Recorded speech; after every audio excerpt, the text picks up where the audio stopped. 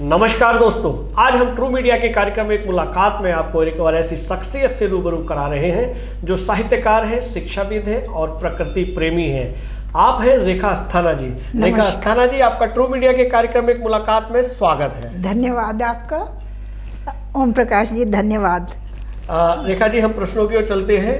हाँ जी। जैसा कि आपकी रोजाना की गतिविधियों को देखते हैं तो हमारा पहला प्रश्न आपकी ओर है कि आपका रुझान साहित्य के प्रति कब और कैसे आया? ये तो मेरे जन्म से ही जुड़ा है, लेकिन मैं जब पांचवी कक्षा में पढ़ती थी जी, तभी से मुझे प्रकृति अपनी ओर खींचने लगी। प्रकृति की हर चीज जी, पशु पक्षी हो, नदियां हो, पेड़ पौधे हो, सब मुझे अपनी ओर आकर्षित करते थे और मेरे अंदर स्वतः ही कविताएं बनने शुरू हो गई थी। क्या बात है। तो इस तरह मैं उसकी ओर आकर्षित होती गई, जबकि विज्ञान की तरफ मेरा रुझान था, लेकिन पता नहीं क्यों कला पक्ष की ओर मैं चलती गई। क्या बात है रेखा जी, जैसे आपने अभी बताया कि प्रकृति की ओर भी आपका रुझान बना, तो हम आपसे यही प्रश्न करना चाहेंगे कि एक शिक्षाविद होते हुए और साहित्यकार के नाते आपका प्रेम, आपका आकर्षण प्रकृति की ओर कैसे बना? बिना प्रकृति के तो कोई कविताएं हो ही नहीं सकती जी, क्योंकि उसकी कोमल भावों को देखकर आकाश, पृथ्वी, पशु पक्षी, पेड़ पौधे, पर्वत, इन सब को देख के ही मेरे मन में भाव जागते हैं और मैं चाहती हूँ कि ये सब चीज़ें सुरक्षित रहें और हमारे आगे आने वाली पीढ़ियों के लिए ये हमेशा हमेशा बनी रहें, ताकि वो भी सुरक्षित रहें, हमारा पूरा समाज, धरती और देश सुरक्षित रहे। रेखा जी, आपने बताया कि ये प्रकृति जो है हमारी सुरक्षित रहे, तभी भावी पीढ़ी भी इसके संरक्षण में रह सकती है। तो हमारी भावी पीढ़ी को ऐसा क्या करना चाहिए कि ये हमारी प्रकृति भी सुरक्षित रहे? बिल्कुल, वो कोई भी कृत्रिमता की ओर ना जाए, प्रकृति से जुड़े और प्रकृति की चीजों को धरोहर के रूप में रखें, समझें, तभी आगे आने वाली पीढ़ी जो है सुरक्षित रह सकती है। और ये आपने बहुत अच्छा प्रश्न किया ओम प्रकाश जी, आजकल ज्वलंत उदाहरण है ये जी। अगर हम प्रकृति से नहीं जुड़ेंगे, प्रकृति की तरफ नहीं रुझान होगा, तो हम स्वयं क्या, कोई भी चीज़ हमारी सुरक्षित नहीं रह सकती। रेखा जी, जैसा आपने प्रकृति प्रेम के बारे में बताया, तो आजकल की जो जनरेशन या आजकल का जो परिवेश में देख रहा हूँ, मेरे मन में यकायक एक प्रश्न आया है कि हमारे आसपास, हमारे इर्द गिर्द जहाँ हम रहते हैं, वहाँ लगभग 20 से 25 बड़ी इमारतें बन रही हैं, 20 से 25 मंजिला इमारतें बन रही हैं और वहाँ ना ही तो प्रकृति है, ना ही वहाँ शुद्ध वातावरण है। क्या ये जो तरीका चलाया है सरकार ने, समाज ने, क्या ये ठीक है? बिल्कुल नहीं। ये स्वार्थवश और लोभ के कारण ये इतनी कंक्रीट का जंगल इकट्ठा कर रहे हैं ये लोग, जो कि जिसमें कि आगे कोई बचेगा ही नहीं इनका उपभोग करने वाला जी। तो इसलिए मेरा तो मानना है कि जितने सदस्य उतने अगर पेड़ पौधे का रोपण होता जाए और धरती में हरियाली छाई रहे, तभी इसकी सार्थकता है। अन्यथा ये कंक्रीट के जंगल मनुष्य को, समाज को, धरती को नहीं बचा पाएंगे। रेखा जी, मैंने तो कुछ किताबों में पढ़ा है और आपने तो देखा होगा प्रैक्टिकली कि पहले हमारे घर हुआ करते थे, तो वो जो है मिट्टी से लीपा करते थे, पोता करते थे हमारी माता जी, दादी जी, नानियाँ हमारी, और फिर उस मिट्टी की संधी खुशबू हम लेते थे और हर व्यक्ति, हर मानव, मनुष्य, बच्चे सब प्रकृति से जुड़े रहते थे। लेकिन आजकल वो खुशबू, वो सौंधी मिट्टी की खुशबू सूंघने को भी नहीं मिलती है।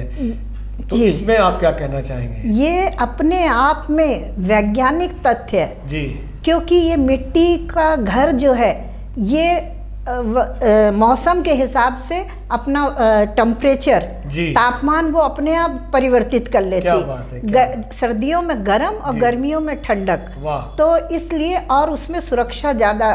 गाय के गोबर से अगर हम घर को लिपते हैं तो अपने आप में वो सुरक्षा, एंटीसेप्टिक छिड़काव करने की हमको जरूरत ही नहीं है। वाह, बहुत अच्छी जानकारी। तो ये प्रकृति, क्योंकि मेरा जीवन पूरा 20 वर्ष का मेरा जीवन गांव के मध्य ही बीता है और ये मुझे अच्छा लगता है। मेरा तो मन करता है मैं पुनः गांव में लौट जाऊं। जी। और मैंने अपने घर के आसपास बहुत सारे औषधीय वृक्ष भी लगाए हैं। कभी आपका आना होगा तो मैं दिखाऊंगी। जरूर जरूर जरूर जरूर। रेखा जी, हम आगे बढ़ते हैं प्रश्नों की ओर कि जैसा कि हमने आपकी रचनाएं भी पढ़ी हैं, रचनाओं को आपके टीवी चैनलों पर और अन्य माध्यमों से सुना भी है, आपकी रचनाओं के अंदर आपके हृदय के और मन के भाव झलकते हैं। जी। ऐसा कैसे?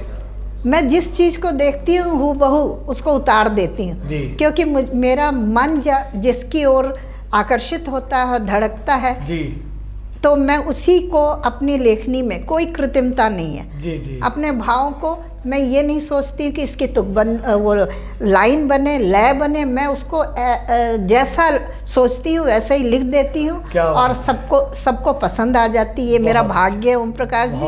और नहीं, हमें भी आपसे बहुत कुछ सीखने को मिल रहा है रेखा जी। बहुत अच्छा लगता है कि हम जो है प्रकृति के करीब महसूस करते हैं। हम आगे प्रश्नों की ओर बढ़ते हैं रेखा जी। जैसा कि आपकी एक पुस्तक का नाम उर के स्पंदन है और उस पुस्तक का भाग नंबर 2 का भी आपने उर के स्पंदन रखा है, ऐसा क्यों? मैंने आपको बताया मैं कोमल हृदय की हूँ जी। मैं हर चीज में संवेदित मेरा हृदय होता है जी। स्पंदन माने धड़कन जी। जिस चीज़ के लिए मेरा हृदय जो है स्पंदित होता है और उसकी मैं रचना कर देती हूँ, लेख के माध्यम से, कविताओं के माध्यम से या लघु कथाओं के माध्यम से जी। तो इसीलिए मैंने उसका नाम उर के स्पंदन रखा। बहुत अच्छे, बहुत अच्छे। रेखा जी, एक और मेरा प्रश्न यकायक बन रहा है कि आप साहित्य के माध्यम से समाज को क्या संदेश देना चाहते हैं? हर साहित्यकार जो बनता है, नवांकुर साहित्यकार या हम लोग हैं जो मध्याकार वो हैं साहित्यकार हैं, वो सब जरूर से जरूर अपने वरिष्ठ साहित्यकारों का आदर करें, उनकी कविताएं, उनके लेख, उनके हर साहित्य को पढ़ें। जितना हम पढ़ेंगे उतना ही कढ़ेंगे और उनका अनुभव हमें प्राप्त होगा। अनुभव बहुत बड़ी चीज है, आयु से बड़ी होती है अनुभव जी। और अनुभव से ही आदमी हर अच्छाई को ढूंढ सकता है जी।